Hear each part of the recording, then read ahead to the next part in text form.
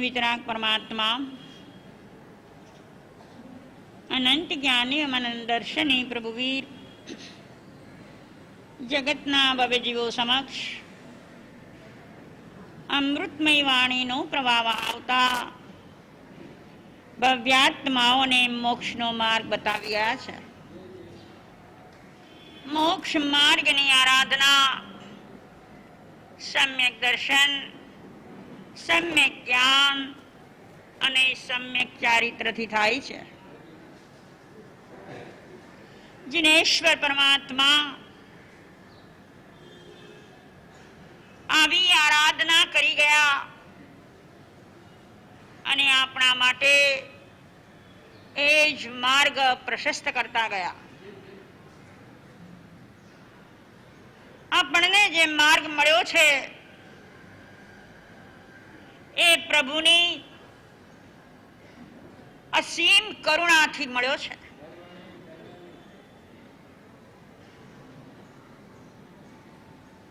આસન્ન ઉપકારી ચરમ તીર્થંકર શાસનપતિ પ્રભુ મહાવીર કે જેના શાસનમાં આપણે છીએ એ શાસન આજે જયવંતું વર્તી રહ્યું છે. એમણે જે બોધ આપ્યો સાધુ સાધ્વી શ્રાવક અને શ્રાવિકા રૂપ ચાર તીર્થની સ્થાપના સાથે ચાર પ્રકારે આરાધના બતાવી. એ આરાધના જો યથાર્થ રીતે થાય તો જીવનો અનાદિ અંધકાર નાશ પામી જાય.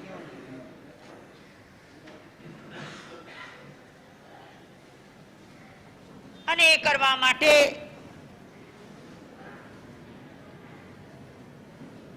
જેના ઉપકાર નીચે આપણે દબાયેલા છીએ, જેના આપણે અત્યંત ઋણી છીએ એવા પ્રભુ મહાવીરને આ મહાપર્વના આરાધના લક્ષ્ય યાદ કરવાના છે. પ્રભુ મહાવીરનો જય જયકાર રોજ કરીએ છીએ પણ એમને અંતરથી યાદ કરતા નથી.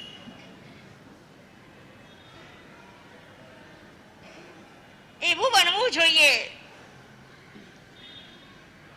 કે પ્રભુ આપણા કણ કણમાં વસેલા હોય, આપણા રોમે રોમે પ્રભુનો પ્યારો સ્પર્શ થતો રહે અને એ સ્પર્શની એક દિવ્ય અનુભૂતિ આપણે માણતા રહીએ. એ માટે ભગવાન મહાવીર કેમ બન્યા એ વાત કલ્પસૂત્રમાં આપી છે.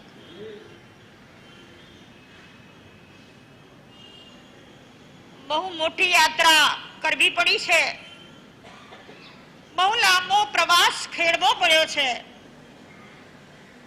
ઘણું ઘણું સહન કરવું પડ્યું છે. ત્યારે માર્ગમાંથી ભટકતો એ જીવ મહાવીર સુધીની પરમોચ્ચ દશામાં પહોંચી શક્યો છે.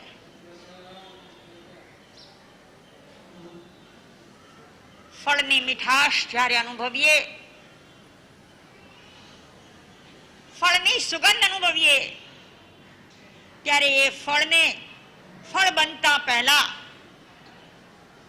કયા કયા પ્રોસેસમાંથી પસાર થવું પડ્યું છે એ જાણવું જરૂરી છે. કંઈક એટલું એની માથે વીતે છે ત્યારે એ ત્યાં સુધી પહોંચે છે. તો આપણા પ્રભુ શાસનપતિ પ્રભુ મહાવીર તીર્થંકરત્વને પ્રાપ્ત કરતા પહેલા ક્યાં ક્યાં હતા, ત્યાં શું શું થયું, કેવા ભાવોમાંથી એ પાસ થયા, એની વિગતો આપણા ઇતિહાસમાં મળે છે.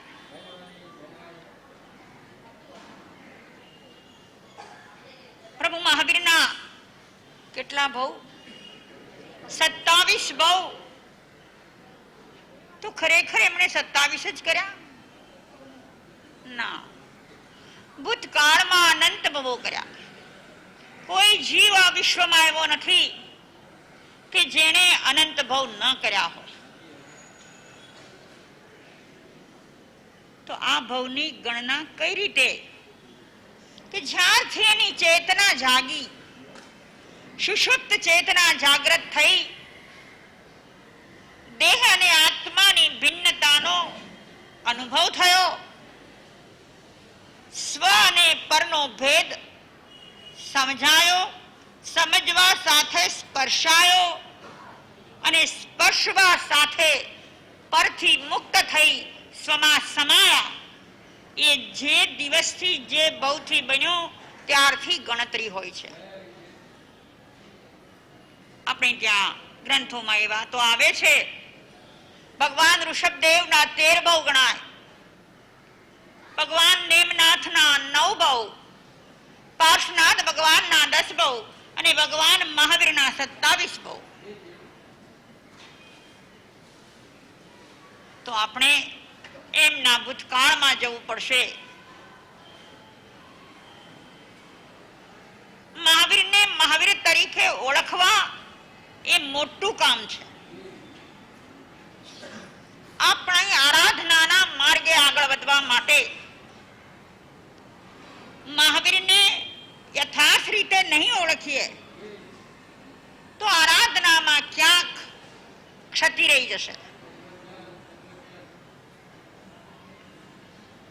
તો ઇતિહાસ બતાવે છે કે આ મહાવીરનો આત્મા મારી તમારી જેમ જન્મ મરણના ચક્કરમાં ફસાયેલો હતો. આપણે મુક્ત છીએ કે ફસાયેલા છીએ? લાગતું નથી આપણને.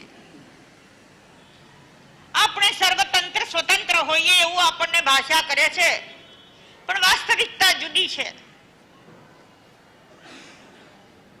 આજે તમે આટલી આરાધના કર્યા પછી પણ કહી શકો છો કે હવે મને ભવ નહીં હોય,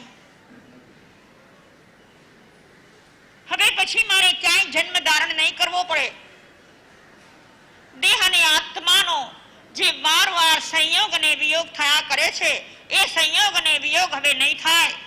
દેહાદિક સંયોગનો આત્યંતિક વિયોગ થઈ જશે એવું છાતી ઠોકીને કહી શકો છો? નહીં. જો નથી કહી શકતા તો આપણે સૌ બંધાયેલા છીએ. મહાવીરનો આત્મા પણ બંધાયેલો હતો, પણ કહેવત છે જાગ્યા ત્યાંથી સવાર. જાગે છે એનું પ્રભાત થાય છે, જે જાગતો જ નથી એનું પ્રભાત શું? તો પ્રભુ મહાવીરના ભૂતકાળમાં ચાલ્યા જઈએ તો મહાવીર પહેલાના ભૂતકાળનો 27મો ભવ પશ્ચિમ મહાવિદેહની મુકા નગરીમાં નૈસાર નામના સુતાર હતા. એ કઈ જ્ઞાતિમાં જન્મ્યા છે? સુતાર જ્ઞાતિમાં જન્મ્યા છે. ગર્ભ શ્રીમંત છે. બહુ મોટો લાકડાનો વ્યાપાર છે. માત્ર વેપારી નથી. એ યાદ રાખજો, તમે પણ વેપાર તો કરો છો, પણ માત્ર વેપારી થઈને રહી જાઓ છો. નૈસાર માત્ર વેપારી નહોતા. બાય બર્થ એક પ્રકારના સુસંસ્કારો, સજ્જનતા અને સદગુણોની સુવાસ એમનામાં હતી. સજ્જન કોને કહેવાય? આપણે સૌ સજ્જન ખરા કે નહીં? સજ્જન એટલે શું? બે શબ્દો છે ત્યાં, સત પ્લસ જન. પહેલો શબ્દ છે સત. સત એટલે પોતાનું અસ્તિત્વ. સત એટલે વિશ્વમાં જેટલી સચ્ચાઈ છે એ સર્વ સચ્ચાઈ.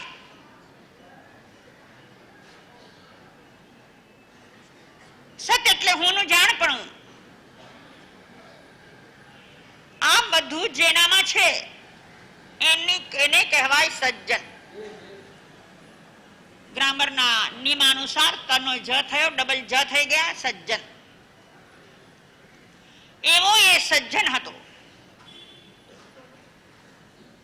ટૂંકમાં કથા કહી અને પછી એના રહસ્યોદ્ઘાટન કરીએ આપણે. એ નૈસાર બહુ મોટા મોટા કામો લેતો હતો. મુકાનગરીના મહારાજા નવો મહેલ બનાવતા હતા અને એમાં એ યુગમાં જેવા ફર્નિચરો વપરાતા હશે એવા સુંદર ફર્નિચરો બનાવવાના હતા. નૈસારને એ ફર્નિચર બનાવવાનો ઓર્ડર મળ્યો અને નૈસાર વિચારે છે કે આના માટે સારામાં સારું લાકડું જોઈએ.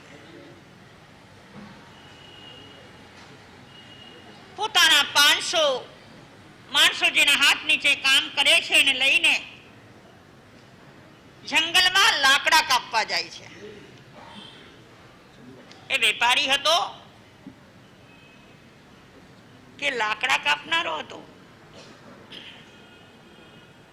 પણ જ્યાં સુધી મારી નજર તળે ન નીકળે એવું લાકડું મારે લેવું નથી. એટલું જ નહીં, પણ જ્યારે એ 500 માણસ એની સાથે બધો રસાલો, મહિનાઓ સુધી જંગલમાં રહેવું પડશે, એટલે ખાવા પીવાની સામગ્રીઓ, ગાડાઓ બધું જ લઈને જ્યારે ગયો છે ત્યારે માણસોને એને હુકમ આપી દીધો છે કે એક પણ લીલું લાકડું કપાય નહીં. જોજો એનામાં રહેલી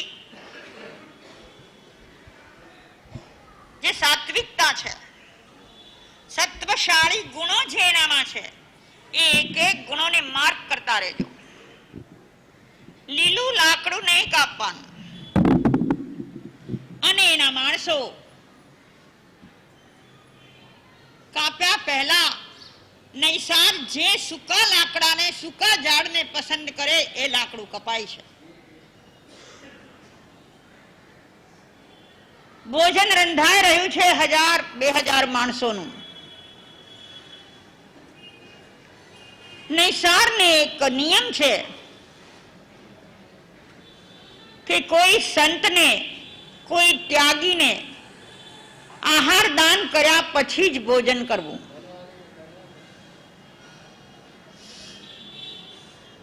મને કહેશો તમારામાંથી કેટલાને આ છે?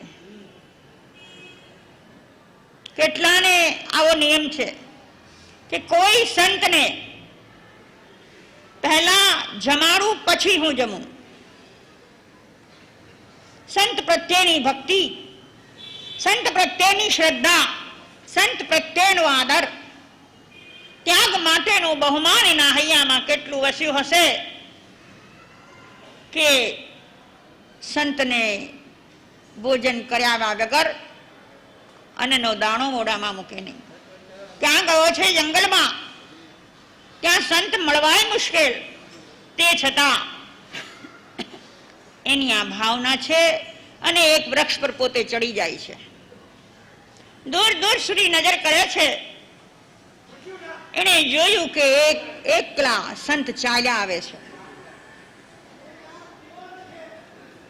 વિચાર આવ્યો કે આવા જંગલમાં એકલા સંત કેમ? તરત નીચે ઉતર્યા અને સંત જે દિશામાંથી આવતા હતા એ દિશામાં દોટ મૂકી. એને જ્યાં સંત મળ્યા એમના ચરણોમાં નતમસ્તક થયા. મુનિવર, આ જંગલમાં એકલા કેમ? સહાસ્ય મુનિ કહે છે, ભાઈ એકલો નથી, બહુ મોટો સાથ છે મારી સાથે. અમે ઘણા સંતો વિહાર કરીએ છીએ, પણ જરા મારા પગ ધીમા પડ્યા, હું પાછળ રહી ગયો અને રસ્તો ભૂલી ગયો, એટલે આ જંગલમાં આવી ગયો છું. પ્રભુ પધારો, આપ મારા માટે આવ્યા છો, નહીં તો આ જંગલમાં ક્યાંથી સંત મળે?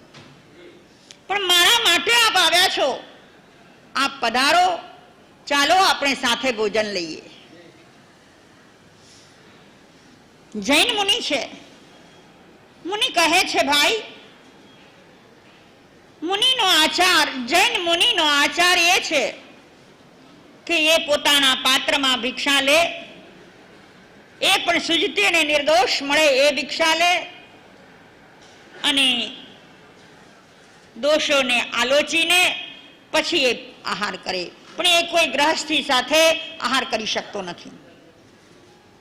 બહુ સારું પ્રભુ, પધારો, હું આપને એ પણ વ્યવસ્થા કરી દઉં. ઉલટ ભાવે વોરાવે છે, પોતે જ વોરાવે છે. હવે જુઓ, નૈસાર સુતાર છે, જૈન ધર્મનો જાણકાર નથી,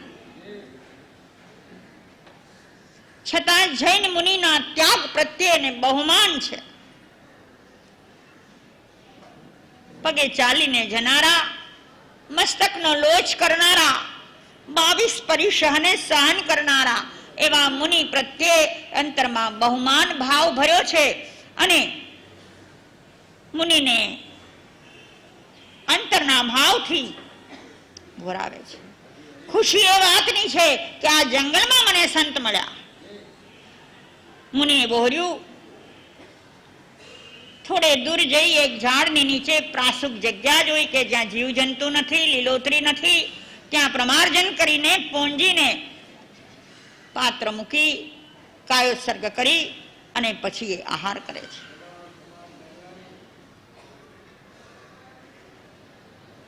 આહાર થઈ ગયો. અહીંયા નૈસારે એના જેટલા માણસો હતા એ માણસોને બોલાવ્યા કે તમે જમી લો, પછી હું જમીશ. એવું હોય? કેવું હોય? પહેલા કોણ જમે? પહેલા શેઠ જમે કે નોકરો જમે?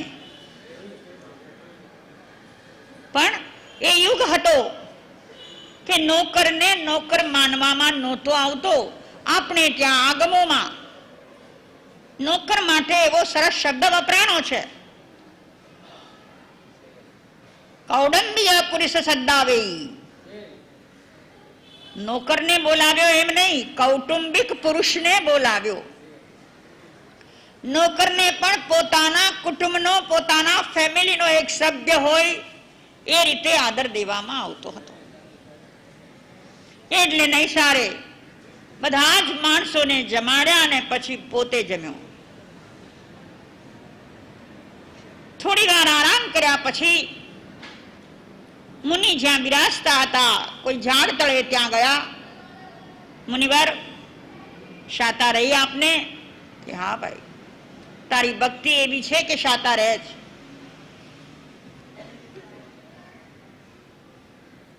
અને મુનિ એને કહે છે કે ભાઈ હવે હું અહીંથી વિહાર કરીશ. મારા સાથી મુનિઓ રાહ જોતા હશે અને ચિંતા કરતા હશે. આ જંગલમાં હું ક્યાં ખોવાઈ ગયો ની ચિંતા કરતા હશે, માટે હવે હું વિહાર કરીશ. ચાલો મુનિવર, હું આપને માર્ગ બતાવવા આવું. કેટલા બધા માણસો હતા. માર્ગ બતાવવા કોણ જાય? અહીંથી સાધુ સાધ્વી વિહાર કરે તેમની સાથે કોણ હોય મુકેશભાઈ? મોહન હોય. તમે ન હો? કેમ? આ જુઓ આપણી માનસિકતા. આપણા અંતઃકરણમાં પંચ મહાવ્રતધારી સાધુ સાધ્વી પ્રત્યે જે માન આદર કે શ્રદ્ધાની ભાવનાઓ હોય એ ભાવનાઓ સુકાતી ચાલી છે. પરિણામ શું આવે ખબર છે? જૈન સંઘ તૂટતો જાય, જૈન શાસનમાં હીનતા આવતી જાય, અને એમાં સ્થાનકવાસી સંપ્રદાયમાં માત્ર સાધુ સાધ્વી પર જ આધાર છે. તમને દોરનાર કોણ છે? જો એ સાધુ સાધ્વી નહીં સચવાય તો આ સંઘનું થશે શું? બહુ વિચારણીય પ્રશ્ન છે, પણ સિરિયસલી વિચારાતો નથી વિચારાતો. આપણે હમણાં જોઈ રહ્યા છીએ એક વાત, કારણ ગમે તે હશે, પણ ચોમાસા પૂરા થાય છે ને સાધુ સાધ્વી વિહાર કરે છે અને દર વર્ષે 8-10 એક્સિડન્ટ થાય છે. બધાઓ પેપરમાં વાંચતા હશો. જૈનો છે ને અહીં બેઠેલા, ડેરાવાસી સ્થાનકવાસી જે હોય તે, જૈનો છો તમે. હું તમને એ પૂછું કે એક્સિડન્ટ થાય છે એની પાછળ કારણો જે હશે તે હું અને તમે ચોક્કસ નથી જાણતા, પણ થાય છે, હકીકત છે. એના માટે તમે શું કર્યું? કે આપણે શું, એ તો થઈ જશે, તો મોટાઓ કરશે. કોણ મોટા, કોણ કરશે? દર વર્ષે જ્યારે આવા એક્સિડન્ટ થાય, થોડો ઉહાપો કરે લોકો, પાછા બેસી જાય છે અને પાછો એનો એ રસ્તો ચાલુ થઈ જાય છે. આપણા અંતરમાંથી શાસન પ્રત્યેનું બહુમાન ઘટ્યું છે. શાસનને કેમ સાચવવું અને શાસન નહીં સચવાય તો શું થશે એનો વિચાર નથી. અને પરિણામ એ આવ્યું છે, યાદ રાખો, પરિણામ એ આવ્યું છે કે આજે તમારી પછીની પેઢી ધર્મથી વિમુખ થવા માંડી છે. તમારા હૃદયમાં જો આ નહીં હોય તો તમારા સંતાનો કશું કરવાના નથી. હું ઘણાને કહું છું કે જેના સંતાનો સાધુ સાધ્વીના સંગમાં આવતા નથી, કે ધર્મના નામે કશું વિચારતા નથી કે કરતા નથી, એ ઘર આવતી પેઢી જ્યારે આવશે, તમે નહીં હો ત્યારે એ ઘર જૈનનું નહીં રહે. એ કયા ધર્મનો છે એ ખબર નહીં પડે. શું કરવું છે તમારે? તમે તો તમારા બાપ દાદાની પરંપરા સાચવી, તમારા પિતાશ્રીએ એમના બાપ દાદાની સાચવી, દાદાએ એના બાપ દાદાની સાચવી, તમે સાચવી. હવે આગળ શું? જાણે અજાણે, વગર સમજે, વગર વિચારે તમે તમારા બાળકોને અંગ્રેજીયતથી એવા રંગી નાખ્યા છે કે એ બાળકો ક્રિશ્ચિયાનિટી તરફ વળી ગયા છે. મળી રહ્યા છે નહીં, વળી ગયા છે. શું થશે આપણું ભવિષ્ય? વિચાર કરો. નૈસાર પોતે ગયો. તમે કોક દિવસ સાધુ સાધ્વી સાથે 2-4 ગામ સાથે વિહારમાં જશો તો તમારા દીકરાને મન થશે. અને સાધુ સાધ્વીના પરિસરો શું હોય છે એ ગામડામાં જાઓ તો ખબર પડે. અહીં શહેરોમાં તો તમે ખમા ખમા કરતા હો છો. આમાં કરોડોના ઉપાશ્રયોમાં અમારે રહેવાનું હોય. આટલા બેઠા છે, આમાં બહુ શ્રીમંતો બેઠા છે. અમારા જેવડું ઘર છે તમારે? અમારું જુઓ કેવડું છે. બિપિનભાઈ, કેવડું ઘર તમારું? આવડું છે? નથી.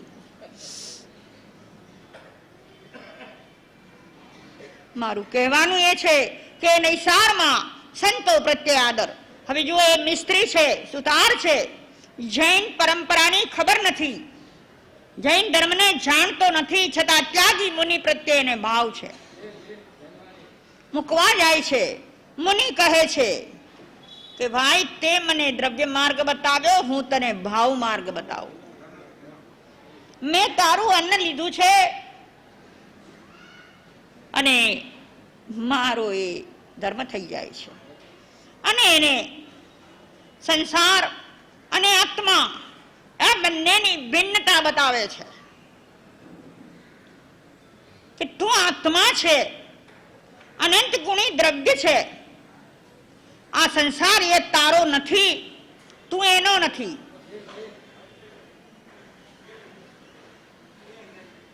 એટલે એનાથી પર થઈ જવાનું છે. અને આ ભાવ, અત્યારે લાંબુ નહીં કહું, પણ આ ભાવ ઘૂંટાતો રહ્યો નૈસારને, અને ત્યાં એને સમ્યક દર્શનની પ્રાપ્તિ થઈ. ભગવાન મહાવીરનો પ્રથમ ભાવ આ થયો, આખરી અવતારનું મંડાણ બાંધી દે. પ્રભુ પાસે કોઈ સાધક માંગે છે કે હે પ્રભુ, કઈ નથી જોઈતું, આખરી અવતારનું મંડાણ બાંધી દે. મંડાણ સમ્યક દર્શનથી છે અને આખરી અવતાર એ આપણો ચરમ ભવ હશે. એને મંડાણ બાંધી લીધું. આટલી એની આ વાત છે. એની અંદર હવે થોડોક અંદર જઈને વિચારીએ કે થયું શું. સમ્યક દર્શનની પ્રાપ્તિ ધ્યાનમાં બેઠા હોઈએ તો થાય, જાપ કરતા થાય, સામાયિકમાં થાય, પૌષધમાં થાય, તપશ્ચર્યામાં થાય, કેમ થાય, ક્યાં થાય? એના માટે કોઈ સ્થાન નિશ્ચિત હોય? તો નૈસારને કેમ પ્રાપ્ત થયું? એક વિચાર માંગી લે છે. એ વિચાર શું છે કે જંગલમાં ગયો છે અને ત્યાં સંત દર્શન થયા. જેવા દર્શન થયા કે એ સંત પ્રત્યે આકર્ષાયો. આકર્ષણ બહારનું નહીં, સંત તો વિહાર કરતા હતા, એવા જંગલમાં પધારી ગયા હતા. મેલા ગેલા વસ્ત્રો હશે, હાથે પગે માટી લાગેલી હશે, આવા ઉજળા વસ્ત્રો નહીં પહેર્યા હોય એને, એટલે બહારનું કોઈ આકર્ષણ નહીં, પણ એમનામાં જે ત્યાગની ભાવના, એ ત્યાગની ભાવનાથી અભિભૂત થયો. અને એ અભિભૂત થવાને કારણે એ અનાદિનો કૃષ્ણ પક્ષી મટીને શુક્લ પક્ષી બન્યો. જુઓ, તબક્કે તબક્કે કેમ આગળ વધ્યો છે એ વિચારવાનું છે. અનાદિથી કૃષ્ણ પક્ષી એટલે શું? સુદ અને વદ.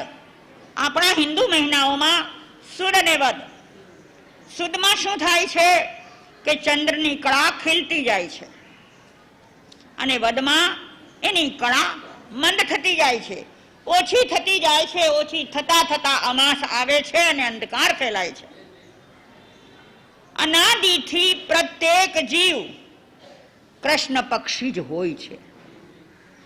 એના આત્મામાં અંધકાર જ હોય છે, અને ભવો ભવ એ અંધકારને સાથે લઈને એ જન્મ મરણ કર્યા કરે છે. એટલે જ્યારે હું કહેતી હોઉં છું કે જરા અંદર જાઓ, અંદર જુઓ, તો મારા બહેનો અને ભાઈઓ કહે છે કે માં સતી, અંદર તો આંખ બંધ કરીએ તો અંધારું દેખાય છે. પણ અંધારું જ દેખાય ને, કારણ કે અંદર અંધકાર જ છે.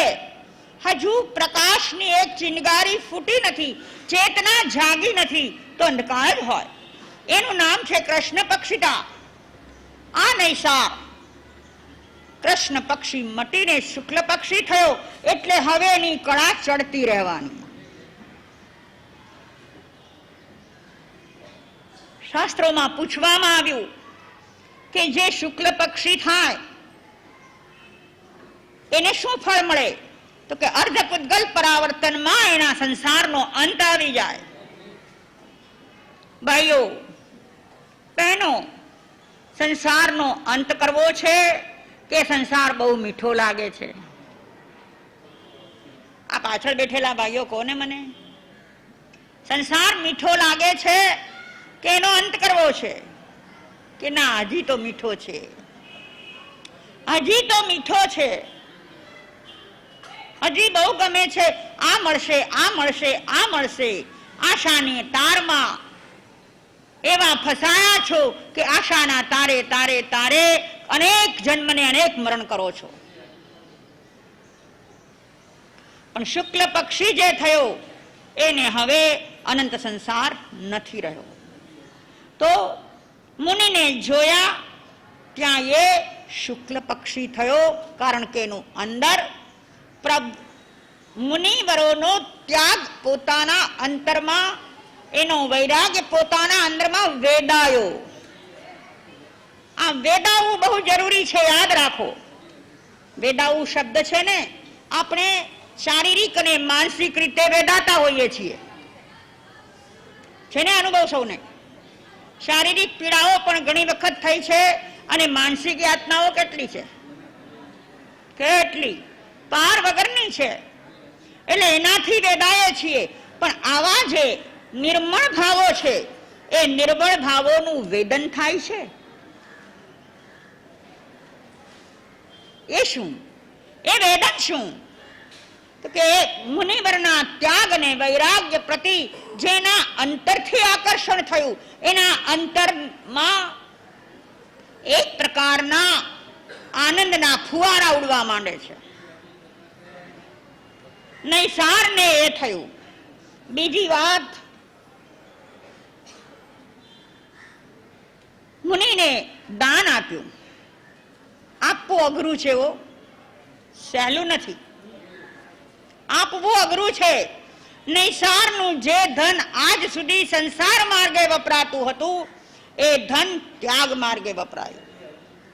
એટલે ધન સાથેનો, પરિગ્રહ સાથેનો જે મમત્વ ભાવ હતો એ મમત્વ ભાવ તૂટ્યો. પરિગ્રહથી લેપાયેલા આપણે સૌ એ ભાવથી એવા જકડાઈ ગયા હોઈએ છીએ કે એ ભાવ તૂટતો નથી. એને અંદરમાંથી એ ભાવ તૂટી ગયો. સંતને વહોરાવ્યું. બંધુઓ, કેટલી વખત ઓરાવો છો? તમે કહેતા હો છો, જેના ઉપાશ્રયની આજુબાજુ ઘર હોય એ લોકો પોતાની જાતને ભાગ્યશાળી માનતા હોય છે કે આપણે ભાગ્યશાળી છીએ, કે આપણે નજીક છીએ અને સંતોનો આપણને લાભ મળે છે. મને આ લાભ શબ્દ હજી સુધી સમજાયો નથી. મારે તમારી પાસે સમજવો છે કે લાભ મળે એટલે શું?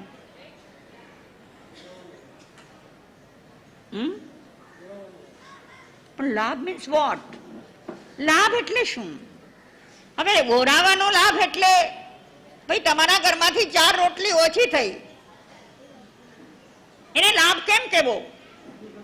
તો કે લાભ એને કહેવો કે જેને ઓરાવીએ છીએ એ રત્નત્રયના આરાધક છે. એમની આરાધના પ્રત્યે આપણા અંતરમાં જે બહુમાન ભાવ જાગ્યો, એ બહુમાન કરવાનો લાભ આપણને મળ્યો. આ બહુમાન નહીં, હમણાં કર્યું અમારા કીર્તિભાઈએ, એ બહુમાન નહીં, પણ એમના ચારિત્ર પ્રત્યે, એમના જ્ઞાન અને દર્શન પ્રત્યે જે બહુમાન અને આદર જાગ્યું એનું નામ લાભ છે. તો સાચો લાભ નૈસારે લીધો કે વહોરાવ્યું, પરિગ્રહ પ્રત્યેની મમત્વ તૂટ્યું, એટલે ભવની શ્રૃંખલાની એક કડી તૂટી ગઈ. યાદ રાખો, આ એક વાત સમજો કે આપણે ભવો ભવથી એ જ કરતા આવ્યા કે જેનાથી આપણા ભવો વધે. કરવાનું શું છે? તો કે આ ભાવમાં તું એક કામ એવું કરી લે કે તારા ભાવની જે સાંકળ છે એની એક કડી તોડી નાખ. એક કડી તૂટવાથી શું થશે કે એ સાંકળ નબળી પડી જશે. પેલા જેવી મજબૂતાઈ નહીં રહે. તો કે પણ બીજી બધી તો બરાબર છે ને, કે બીજી ભલે બરાબર હોય પણ એક કડી પણ જો તૂટી તો સાંકળ નબળી પડી ગઈ. એ કેમ થાય? એ કડી કેમ તૂટે? તો કે જેટલી વાર તું તારા અંતરમાં રહે, બિલકુલ હું તો એમ કહું છું કે માત્ર સિંગલ સેકન્ડ, મિનિટ પણ નહીં, સિંગલ સેકન્ડ, એક સેકન્ડ પણ બહારથી તદ્દન ભિન્ન થઈને તું તારા અંદરમાં રહે તો એ તારી સાંકળ તૂટી ગઈ. શેની સાંકળ તૂટી? રાગોય દોષોય કર્મ બીજમ. રાગ અને દ્વેષ કર્મના બીજ છે, ભવની પરંપરા વધારનારા પ્રબળ સાધનો છે, પ્રબળ શસ્ત્રો છે. એ એક સેકન્ડ તું તારા અંતરમાં રહ્યો તો ત્યાં નથી રાગ નથી દ્વેષ, એ એક સેકન્ડ તારી થઈ ગઈ અને ત્યાં એ સાંકળ નબળી પડી ગઈ. આપણે દેશમાં જોયું છે, ઘર મેડીવાળા ઘર હોય. આજે તમે કહો અમારે ડુપ્લેક્સ છે, અરે ગામડામાં બધાને ડુપ્લેક્સ હતા. ઘરે ઘરે મેડીઓ હતી.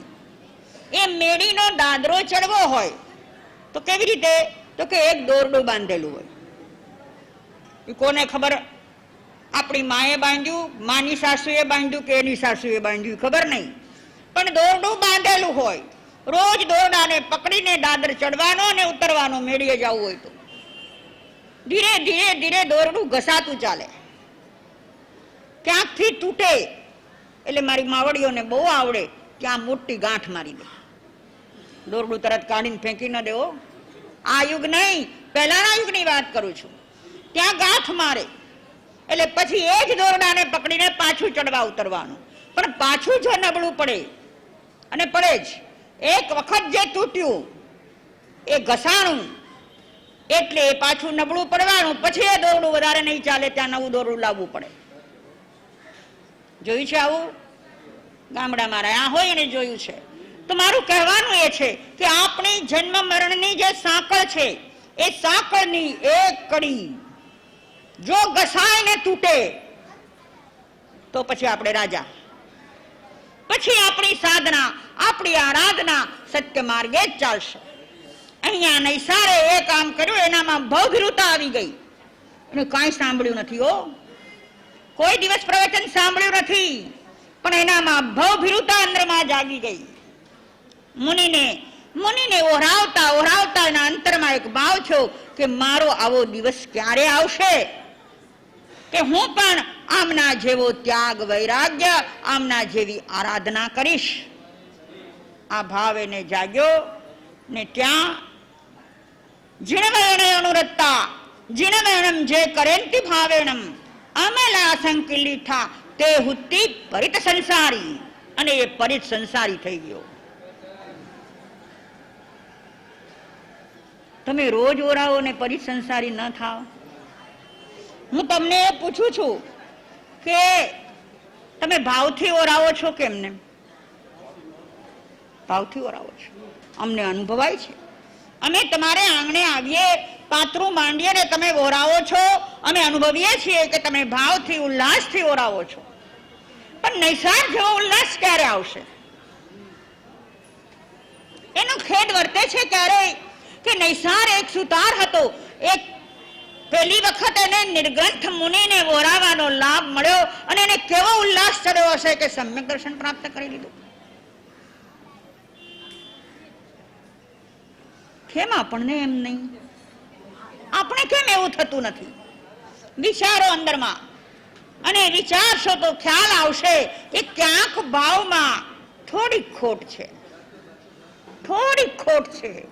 તમે માફ કરજો, પણ ક્યાંક ક્યાંક અમને આવા અનુભવ થાય છે.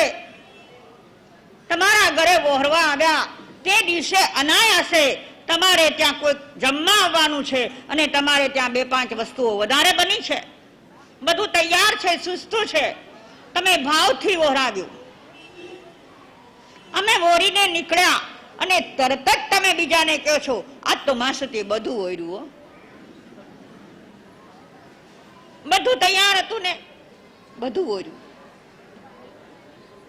આમાં તમારો માર્ક કપાઈ જાય છે. થાય છે શું કે જે ઉલટફેર ઉલ્લાસથી ઘણી વખત એવું બને કે તમારે ત્યાં જમણવાર હોય, 2-5 વ્યક્તિ જમવા આવવાની હોય ને બધું બરાબર હોય અને ઓચિંતા જમે આવ્યા ને તો તમને એટલો બધો ઉલ્લાસ આવે છે, ઉછળી પડો છો, વાહ વાહ આજ માસતી પધારી ગયા. ઉલ્લાસ આવે છે તમને, પણ એવો ઉલ્લાસ કેમ હજી નથી જાગ્યો જે નૈસારને જાગ્યો હતો? કાંઈક ફેર છે, કાંઈક કચાશ છે આપણી. એ કચાશને ઓળખી કાઢો કે ઓરાવતી વખતે એ મુનિના રત્નત્રયની પ્રશંસા, રત્નત્રયનું બહુમાન અને હું આવા રત્નત્રયનો આરાધક ક્યારે બનું? ખાલી પ્રતિક્રમણમાં 3 મનોરથ બોલી જવા માટે નથી. એ તો પડે પડે પ્રસંગે પ્રસંગે મનોરથ અંદરમાં ઉઠ્યા કરવો જોઈએ, તો પછી સંસારી બનાય છે. અને પછી નૈસાર જ્યાં મુનિને મૂકવા ગયો, મુનિએ એને બોધ આપ્યો, દેહ અને આત્માની ભિન્નતાનો અનુભવ કરાવ્યો, દેહ અને આત્માની ભિન્નતાની સમજણ આપી અને એ સમજણ એને ગળે ઉતરી ગઈ. મને તો એની ઈર્ષા આવે છે હો કે એ નૈસાર એક જ વખત આવું સાંભળે ને એને સમ્યક દર્શન પ્રાપ્ત થઈ જાય અને આપણે હજારો વખત સાંભળી ચૂક્યા તો એ આપણને કાંઈ નહીં. ક્યાં ભૂલ છે? શું ખૂટે છે? આટલા દિવસથી હું તમને કહેતી આવી છું કે બહુ ભૂલમાં છીએ, બહુ ખોટમાં છીએ, ખોટનો ધંધો આદરી બેઠા છીએ. એ ધંધેથી પાછા ફરો અને જે નફાનો ધંધો છે એ કરો. એ શું છે કે પોતાની જાત સાથે, આત્મા સાથે પોતાનું અનુસંધાન. હું કોણ છું? હું ક્યાં છું? વર્તમાને ક્યાં છું? થોડા દિવસ પહેલા તમને કહ્યું હતું, ખણમ જાણે હી પંડીએ, તમારી ક્ષણને જાણી લો. જુઓ, આ પર્યુષણ પર્વનો પહેલો દિવસ છે. આજે ઘણા બધા નવા ચહેરાઓ આવ્યા છે. અહીં તો મારે રોજ આવનારને તો પ્રેક્ટિકલ પ્રયોગો આપું છું, પણ ભાઈઓ તમે આવ્યા છો, બહેનો તમે જે આવ્યા છો એવો પ્રેક્ટિકલ પ્રયોગ લઈને જજો કે દર 30 મિનિટે એટલે કલાકમાં 2 વખત તમારા અંદરમાં જોજો કે અત્યારે મને કયો ભાવ વર્તી રહ્યો છે. સારો છે, માઠો છે, કરવા જેવો છે, નથી કરવા જેવો, ગમે તે ભાવ હોય, પણ મને કયો ભાવ વર્તે છે, હું કયા વર્તમાનમાં છું, બસ એ જોજો અને અંતરથી એકરાર કરજો. આટલું જ કરવાનું છે, આથી વિશેષ કાંઈ નહીં. પણ એ વફાદારી પૂર્વક, પોતાની જાત સાથે વફાદારી, એ જો કરશો તો આપણે પણ ભગવાન મહાવીરના સંતાનિયા છીએ અને એમના પગલે ચાલી શકશું. તો આ નૈસારે મુનિની સેવા, મુનિની અનુમોદના, મુનિ પ્રત્યેનો ઉલ્લાસ ભાવ, મુનિએ આપેલા ઉપદેશને અંતરમાં ગ્રહણ કર્યો અને એ સમ્યક દર્શન પામી ગયા. આ કોણ આત્મા છે?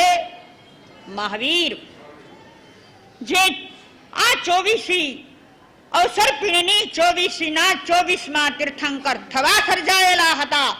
એવો એ મહાવીરનો આત્મા નૈસાર બન્યો હતો અને ત્યાં એને આ સાધી લીધું. એટલે યાદ રાખો કે સમ્યક દર્શનની પ્રાપ્તિ એ માત્ર જૈનોનો ઠેકો નથી. શું માનો છો? કોઈ પણ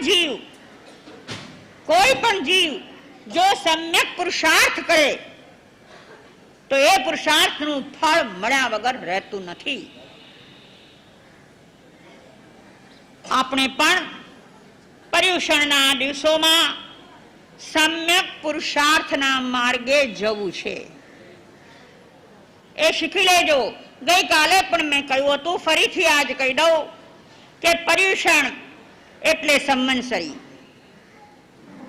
એ સંવત્સરીને ઓળખી શકીએ, સંવત્સરીની આરાધના કરી શકીએ એના માટે આપેલા 7 દિવસનું નિર્માણ છે. શું આરાધના કેવી રીતે કરવી? તો કે 7 દિવસમાં તમારી આંતર વિશુદ્ધિ થઈ જવી જોઈએ. આંતર વિશુદ્ધિ એટલે શું? કે આંતર વિશુદ્ધિ એટલે પરમાંથી પાછા હટવું, પર તરફની દ્રષ્ટિ ઓછી કરી અને સ્વમાં જાઓ. પરની જેટલી ચિંતા રાખો છો એટલી ચિંતા સ્વની કરો ને પરની ચિંતામાંથી મુક્ત થાવ. કોણ શું કરે છે એની સાથે તમારે કંઈ લેવા દેવા નથી. તો આ 7 દિવસ સ્વને જોવાની જરૂર છે. બીજી એક વાત કહી દઉં કે આપણે ત્યાં સંવત્સરી પ્રતિક્રમણની બહુ મહત્તા છે, પણ એ પ્રતિક્રમણને યથાર્થ રીતે કરવા માટે ભાઈઓ અને બહેનો એક લેસન મારે તમને આપવું છે. જો ખરેખર તમારે સંવત્સરી પ્રતિક્રમણ કરવું હોય તો કે આ 7 દિવસમાં પ્રતિક્રમણનું પુસ્તક લઈ અને એના શબ્દે શબ્દના અર્થને વારંવાર વારંવાર વારંવાર વાંચી લેજો, સમજી લેજો. અને સમજ્યા પછી કયો શબ્દ કયો દોષ દર્શાવે છે એ બરાબર મનમાં રાખી લેજો.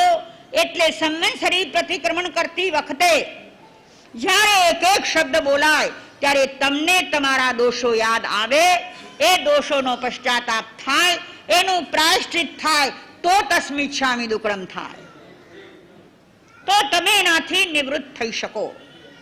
તો આવી નિવૃત્તિ અર્થે આ 7 દિવસ સુધી પ્રતિક્રમણના ભાવોને વાગોળજો અને પછી જ સંવત્સરી પ્રતિક્રમણ કરશો તો મજા આવશે. નહીતર લોકો કહે છે કે ભાઈ આ તો બોલી જાય ને અમે સાંભળી જઈએ ને અમે આમ તેમ કરી લઈએ, બસ બાકી અમને કંઈ આવડતું નથી. પણ ભાઈ તે શું પ્રયત્ન કર્યો? સંવત્સરીના પ્રતિક્રમણને સમજવા માટે તારો પોતાનો પુરુષાર્થ શું? તારે કરવું પડે કે નહીં કાંઈ? તો એવો પુરુષાર્થ આદરજો.